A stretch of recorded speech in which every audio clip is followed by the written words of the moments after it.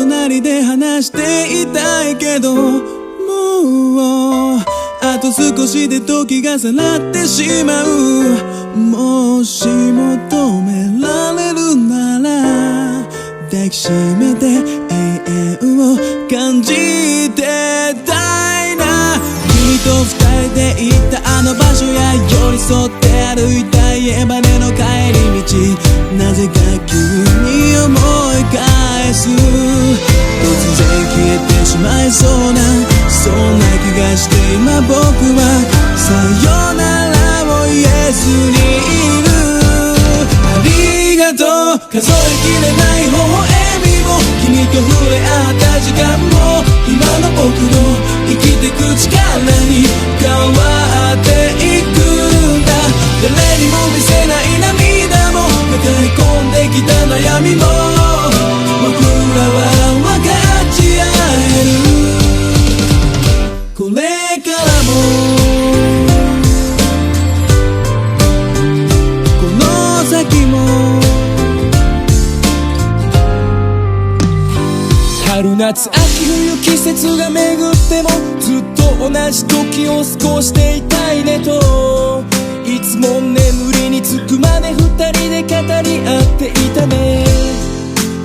手ついたため息を見て心配そうな顔して、何にも言わずにぎゅっと手を握りしめてくれた。人は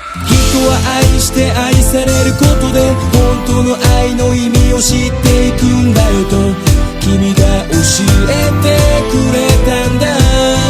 言葉じゃなく愛で、涙じゃなく笑顔で、次は僕が伝えよう。例えば僕が明日いなくなったら君は何を思うんだろう。そんなことを思ってしまうような寂しい夜に、君が明日いなくなったら僕は何を思うんだろう。今すぐ君に好きと伝えよう。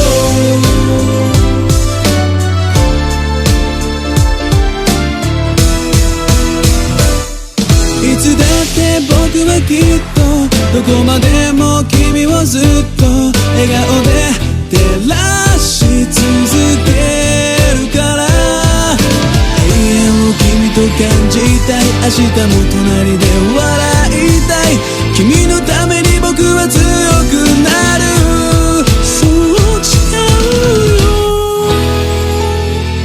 僕が明日いなくなったら君は何を思うんだろう。そんなことを思ってしまうような寂しい夜に、君が明日いなくなったら僕は何を思うんだろう。今すぐ君にありがとう、数えきれない微笑みも、君と触れ合った時間も、今の僕の生きてく力に変わっていくんだ。誰にも見せない涙も、抱え込んできた悩みも、僕らは分かち合える。これからも二人で描いていく未来図、守り続けるよどこにいても、この先も誰より大切な君へ。